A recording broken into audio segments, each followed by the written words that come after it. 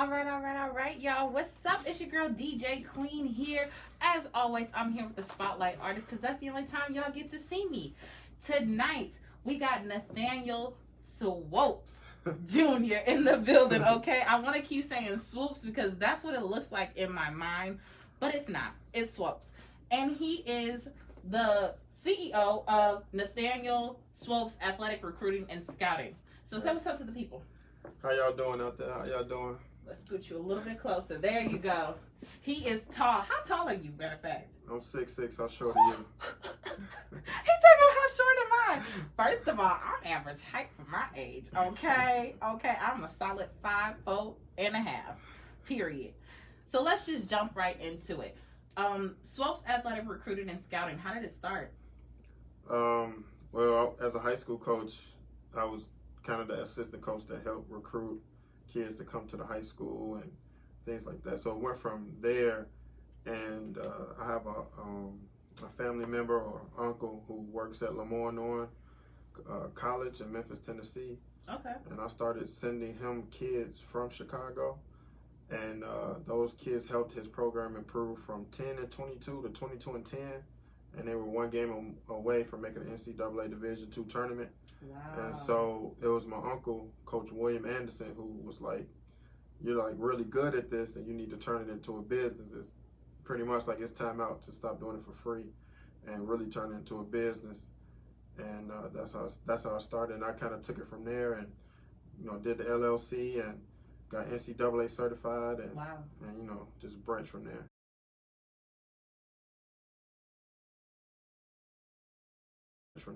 That's awesome. That's awesome. So I'm gonna just dive really deep right here.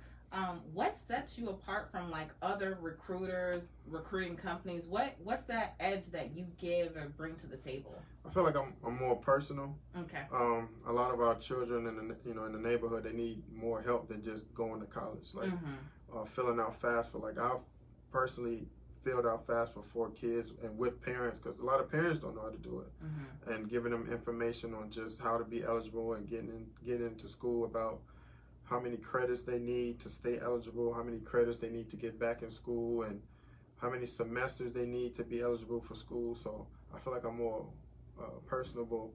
Like parents can call me and talk to me, not talk to an automated system, or talk to an assistant and say, they'll get back to you. I'm always available.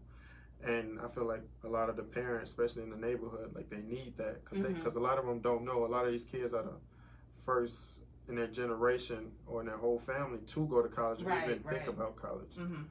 So I'm, educating the parents and the kids at the same time about how to get into college and stay eligible, or even if they graduated from high school 5 years ago, how to get back into school. So once they go to college, is that where you end, or do you do like a follow-up with them in college? Do you, keep in touch with them during college through those 4 years or 5 years? How long it takes them? Usually after I get them in college, it stops. But depending on how the parent is and the kid is, they stay in touch. And if they decide to transfer, then we kind of start the process all over again. Okay. Yeah. Are you a team of one, or is there more of you? Right now, it was one. For these past couple years, but Michael Ingram, who went to North Lawndale, did Innovations, he's just signed up to be a scout and to help with the business. So now I'm slowly branching out and bringing more people in. But for the last couple years, it's been just me. And this past year, 2020, I've sent 40 kids to school by myself. Wow. Yeah. Do you have any kids of your own? No, I don't have any children. I was going to say, that they about to be, living the nice life. LeBron James. That's what I'm trying to do, Well, get on it, because, with your height, your recruiting skills, it's up in the air right there. Right. They just going to do great things. Great things are going to come.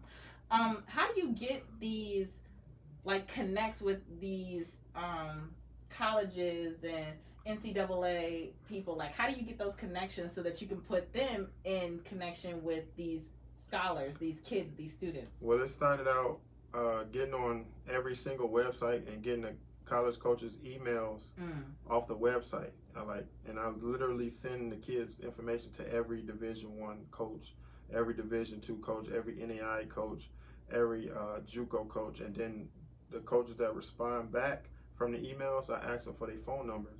some of them give them to me and some of them don't. So that's how I built those connections.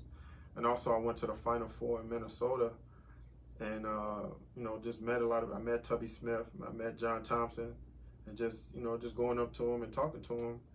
And like I said, if they respond on an email, then I get their number from there, or then whatever coaches I do have, I ask them for other coaches' number, or if I got the male coach's number at the school, I ask them for the female coach's number at the school.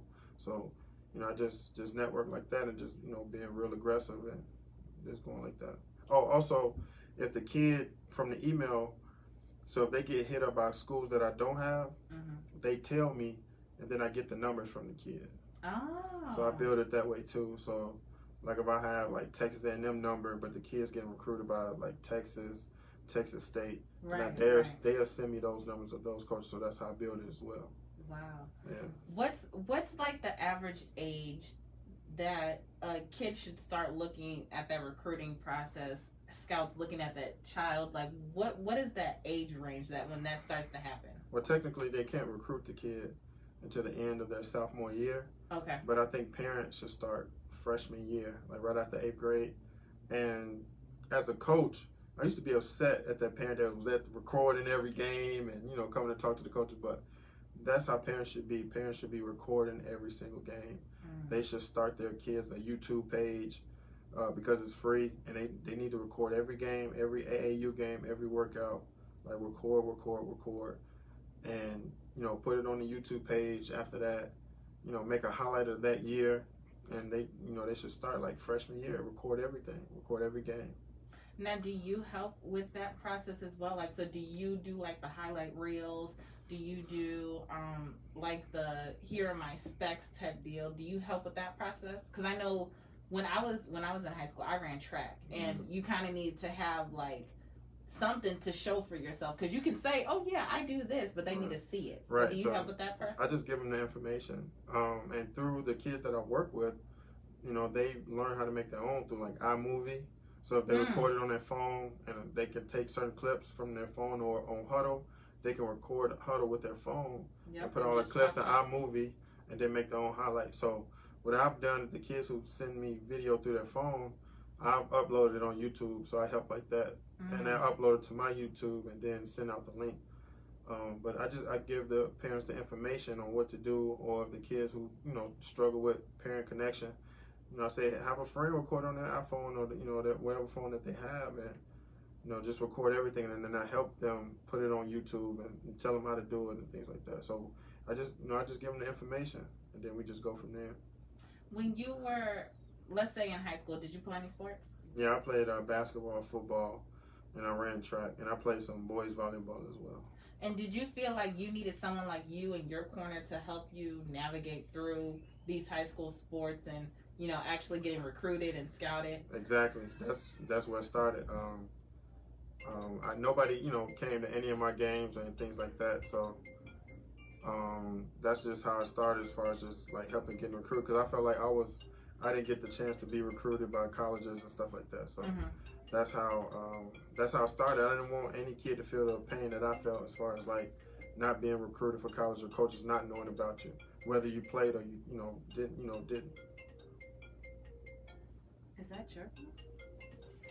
Oh, yeah, it is. Oh, I was like, I thought I was losing my mind. I was like, wait a second. I didn't even know if I could move, and I'm like, no, you can move. You can. This is my first time on the ring. Like, should I move? I swear. Can I pause? I ain't really know, so I'm kind of nervous. Okay, so no. Because you was like looking at me like, dude, I think that's your phone. You was giving me the eye. I wasn't tripping. You was giving me the eye like, dude, that's you. Right, you saw me. I kept looking around. I was like, yeah, like you looked around, then at first you were just like, that's your phone. I know it's your phone, and I'm just like, can I reach down? Should I reach down? What am I doing? Yes, you can move. I promise you, you are not trapped. You're not glued. You're not stuck. I swear. You was just like, dude, get the phone. Like, dude, what are you doing? Like, I thought I was losing my mind. I'm like, this is live. Can I move? Am I gonna be out the camera angle? Or, I don't know what I'm doing. Tell me what to do. Oh my gosh. Well, knowing what you know now, would you, if you had the chance to go back and talk to 15-year-old you, what would you say? Like, what would you do differently? Like all my friends that came to the game, because my mom didn't come to the games, I would tell them to record me. I would tell them use my phone, record anything I do. I would have recorded my workouts, and I would have sent it out to every college in America, but not just every college. Like I tried to walk on at Chicago State and I didn't make it. But instead I went to like Downers Grove South. So instead I would have walked on at Joliet Junior College and went from there. I should have went JUCO because I didn't play that much. So I should have tried out for the local JUCO and played there and then go to a university after that. So that's what I would have done different knowing what I know now. If a kid came up to you today and was like, hey, I'm really passionate about, I'm going to say track because I only know track. Right. So I'm really passionate about track. Like, what should I do? How can I get that D1 scholarship that I'm really, really aiming for? Because I can run. I can run good. Right. Well, first thing I tell them, if you're going to sign up with me, then it's not all about D1. You know, it's about the colleges that want you. You know, you can have the dream to go in D1, but I always tell kids, don't sign up with me if you're not open to going anywhere to any school that wants you. So D1, D2, D3, NAI, be open to all options. And if you're not open to all options, then it's probably best that you don't work with me because I don't want to sell you a false dream. Yeah, I can get you that D1. You know what I'm saying? So I don't want to sell you a false dream. I don't want to give you a guarantee. I'm letting you know I'm gonna send it out to everybody, but it's not. I don't want you to think that just because you sign up with me, you're gonna get exactly what you want as far as like a D1. I'm letting you know, but I am letting you know that every coach in America is going to see your profile, and they can properly evaluate you. It's not like other companies where they're so big, they have their website and they tell coaches, come to my website and check these kids out. Right. Like I'm guaranteeing, what I can guarantee is that your profile is going to go to every coach in America's email, and the contacts I do have through the phone, your profile is going to go through their phone and they're going to come across their screen. So that's what I can guarantee you. That's awesome. Yeah. That's awesome. Do you feel like with different sports, I know the divisions are a little bit different, right? Yeah. So do you feel like it's how do I want to word this? Like, is it hard to get into those D1 colleges? Is it hard to get into those D2 colleges? What makes getting D1 hard is because they recruit so early. So if you're a junior or senior, if a D1 hasn't contacted you, then that's what makes it harder. Not to say that they won't. But a lot of times they already know who they want to sign. Right. 3 years in advance. Even 3 years in advance? Like the South, like that. They start recruiting sophomore year. So if you're a senior and you haven't gotten a D1, that doesn't mean that you won't get one. Right. But that just means it's that much harder because more than likely the chances go down. Because more than likely they've already had they've been evaluating the kid for 3 years already, and they know that they want that kid. Wow. So that's what makes it hard, and a lot of kids surprised if you go JUCO first that it makes it easier to go D1 because Division I schools and D2 schools and NAI, they want older kids. So if you go straight from high school, if you don't get the D1 that you offer at all, you can go to a D1 JUCO, and then after going to the D1 JUCO, then it's easier to go D1 because schools want older kids anyway, especially in basketball. It may not be like that in track, but like basketball, football, they want older kids, more experienced kids anyway. Okay, so now I have it's kind of a little news that I heard, and I just want to, now that I have somebody who's an athletic recruiter and a scouter in front of me, I want to know for my own personal, benefits. So I heard there's this basketball player. I think he's like a sophomore or something. He's like the #1 pick in the world right now. Like he is. Imani Bates? Sounds about right. Yeah. And a lot of controversy is coming around because, we're going through a lot right now in this time. We're dealing with racism and all that extra stuff. Right. And so he's saying that he's thinking about signing to an HBCU instead of... Oh, no, you're talking about the freshman. Yeah, I can't think of his name. But yeah, I think his mom went to HBCU, they were saying. And so he was saying, we should start putting our best athletes in HBCUs instead of these PWIs. We should. So you feel the same? We should. If we had our best athletes at HBCUs, then our HBCUs will have just as much funding as Duke and the North Carolinas. I agree. So he got a lot of backlash because he said that. And a lot of people were like, what? Yeah. What do you mean? And then now I heard, don't quote me because I'm not a huge athlete person, but I heard now college athletes can get paid. Is that correct? Okay. It passed that they could get not straight money, but they can get paid for their likeness. So if they put them in a video game, they can get paid. Oh. And if they put their jersey number on a T-shirt or on jersey, they can get paid for that. Oh, and before they could not. No, they could not. Wow, interesting. Okay. But somebody just has to make it cool. Like, if the number 1 recruit goes to a HBCU, then it becomes cool. Right. And then other kids will do it. So somebody has to make it cool to go to a HBCU and to make the HBCUs what they used to be when we had all the top players in HBCUs. Yep. So somebody has to take the lead and make it cool to go. Right. You know, right now it's not the thing. No, why would I go there when I can go to Duke? They're on ESPN. But right. if Howard gets the number 1, the number 2, the number 3, the number 4, the number 5 best ESPN player, just like Duke got, then ESPN is coming to Howard. Yeah, they're gonna be like, oh, where'd he go? Here he is. So I think a lot of times that, and even though people talk about LeBron James so much, he's brought so much spotlight that the league doesn't have the power. The teams don't have the power. The players have the power. And I think even as an 18-year-old, they have to realize that they have the power to give power to the schools. Schools don't get the power if they don't have the top players. Yeah. They're ESPN, TNT, they're not gonna, or CBS, they're not gonna put those teams on TV if they don't have top players. Right. So what LeBron James has made so popular is bringing back that we have the power, and not you, not the organization, not the general managers, not the team, not the people on TV. The players have the power, and you know, you can hate LeBron James for anything else. I love LeBron. Right, LeBron. right. I'm cool with you know, he's just like, look, I can go any team I want to. I can do whatever I want to because I'm the best player. And you know, even though the general manager is upset with that, but he's right. Yeah. He has the power. Nobody's going to put that team on primetime television if LeBron James is not on that team. So if the number 1 player, if our top high school athletes, top JUCO athletes have to realize that they have the power. So wherever school they go to, that's where they're going to follow. So these schools don't have, not Michigan State, not Duke, they have the power now because they have the top players now. Right. But if they don't have those players, then they don't have the power. Right. But the power starts with the athletes. Now, and a lot of athletes have to understand that. Yeah, that's true. That's very true. When you put it like that, it's like it brings it into a whole nother perspective, and it's like, oh, you're right, because you wouldn't know half of these colleges if you didn't see the sport. Exactly. Like, we wouldn't know about Indiana State if Larry Bird didn't go to Indiana State. Right. We wouldn't know about Indiana State. Right. And that's what half of these schools. Like, I did not know about what is it, Michigan State, I think it is. Right. One of those schools until I saw like a basketball game, and I was like, oh, their colors are cute. What school is that? Right.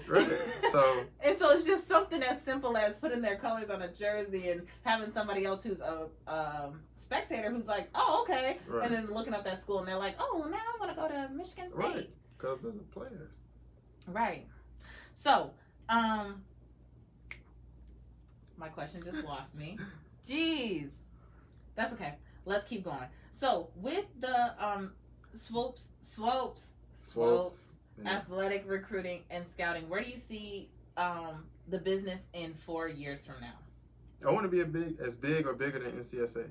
Okay. That's the biggest recruiting company. I want to be. It is. I want to be bigger or bigger than them, and I want to figure out how to get bigger than them, and that's what I feel like it's going to be in 4 to 5 years. I have so much passion for it. I used to do it for free. You know what I'm saying? So I used to do this for free. Wait I a second. Get kids in college. FREE free? Yes. No dollar signs free? No dollar signs. Oh, not having enough gas money, taking kids to practice. Wow. Taking kids home, feeding kids, like. But that's dedication. Yeah. So, but that's also how much passion I have for it. Yeah. Like I could do this. I wanted even before the athlete pays. I'm like, it's not even about the money. I'm ready to get your profile together, send it out to coaches because it's just what I love to do. And that's good. That it's not all about the money for you, because you have some people who are just money hungry and they just be like, there you go, you done. Exactly. I'm calling kids more than they calling me. Like, okay, what we doing? Why you haven't signed yet? What's the problem? This school likes you, so let's get it done. And it's just a natural passion that I have of helping kids. So, now it's been more about the money, just to try to turn it into a career. Right.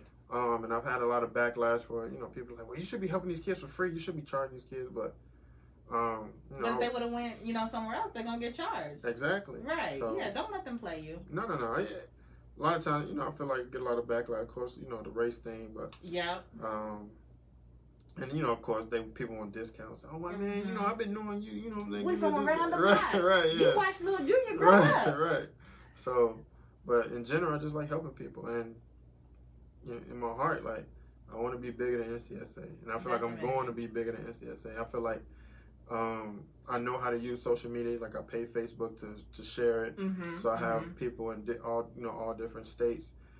You know, same thing with Instagram, and right now I feel like I'm the biggest African American recruiting company, and right now I want to be the biggest, you know, in general. Overall, right? Overall. And in my heart, that's what I want to do, and in my heart, that's what I'm going to do. I like the foundation that you laid. First of all, you did it out of your heart. You did it with your passion.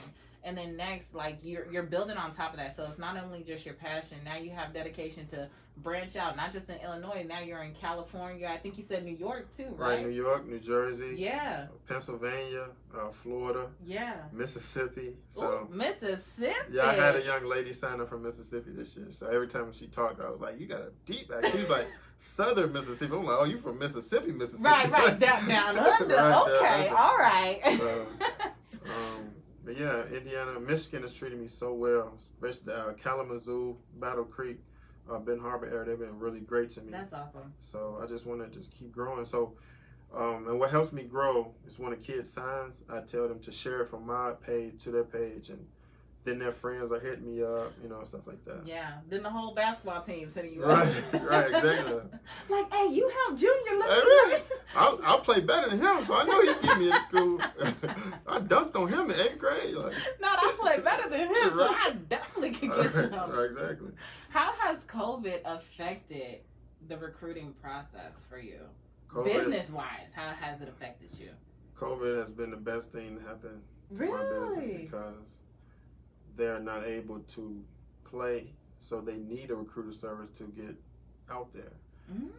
So I went from, I think 2019, I sent like 12 kids, to this year with COVID sending 40. Wow. So I already have, 2 or 3 kids for 2021 already signed early. Or not signed early, but signed up with me early. I just got a kid for 2022 with me. He went from no schools to 10 schools interested in him. Wow. Yeah. That's so awesome. COVID has been the best thing because they need a recruiting service because they can't really, now they can play AAU, but they couldn't use AAU as far as recruiting. Right. Or the season was stopped early, so a lot of schools that was waiting on the end of the season to evaluate people, they couldn't evaluate them no more. Yeah. So that's been, COVID actually has been one of the best things.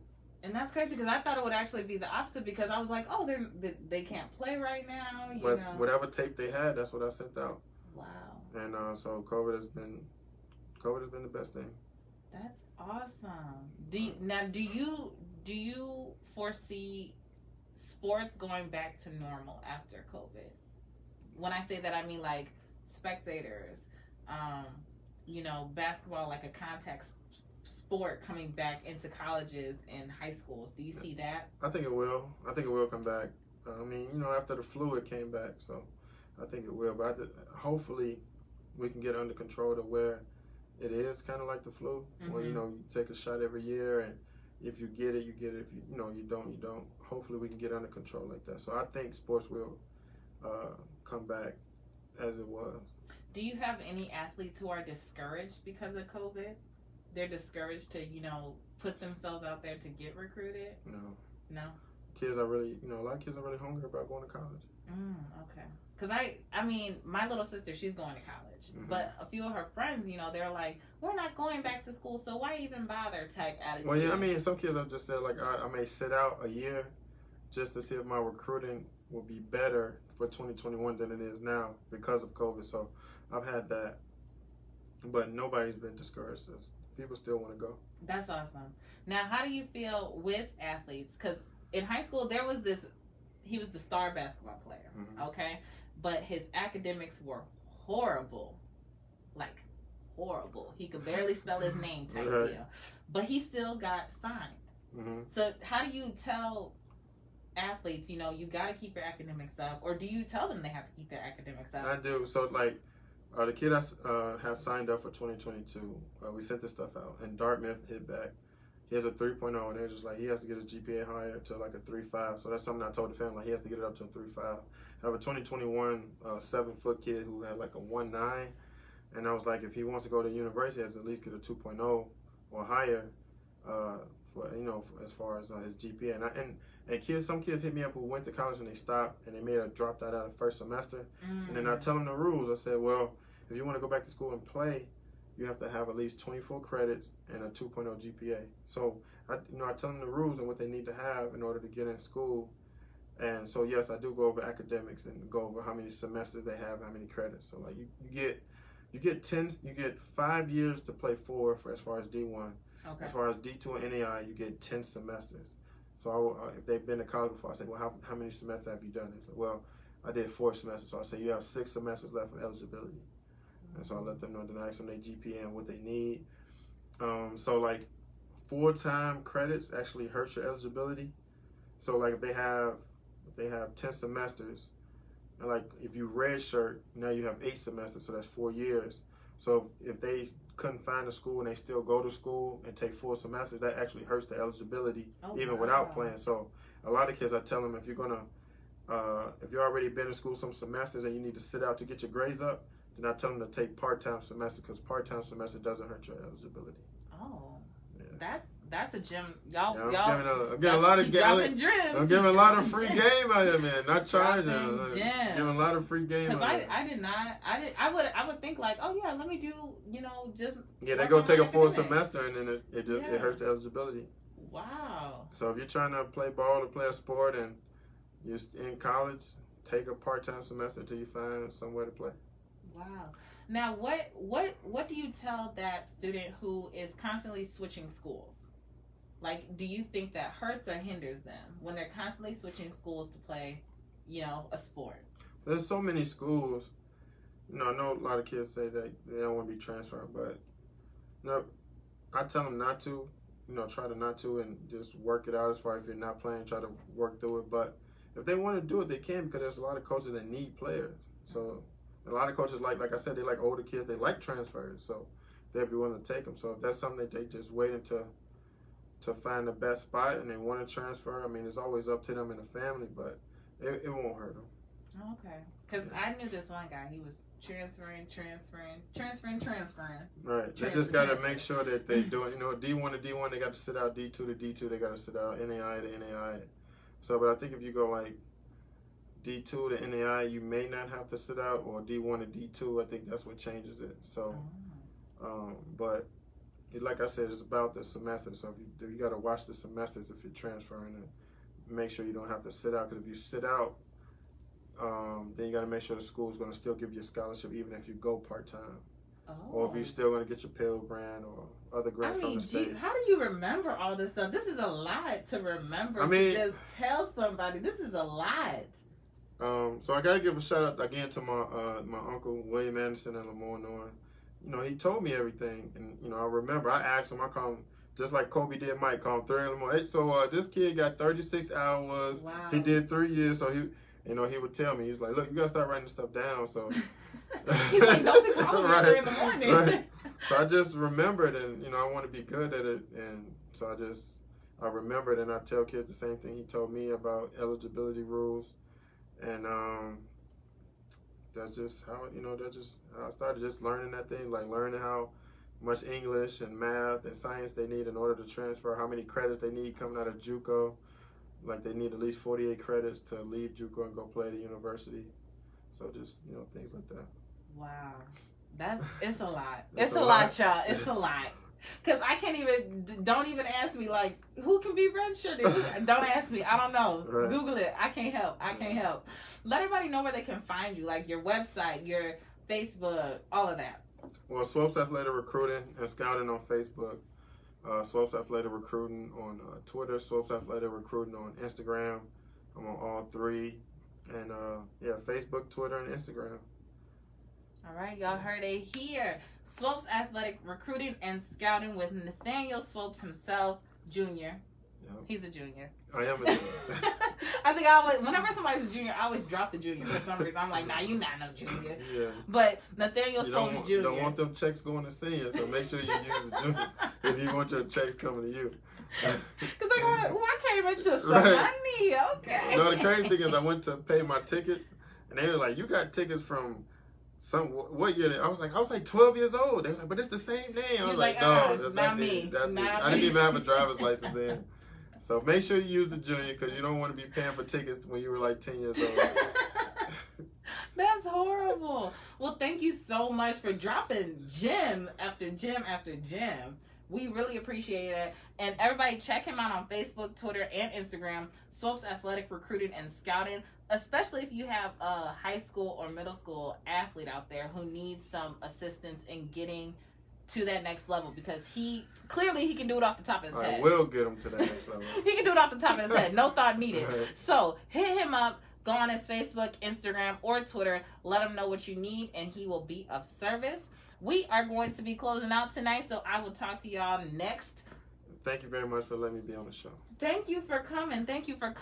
Y'all tune in. Next up is the Turner Radio, so stay locked.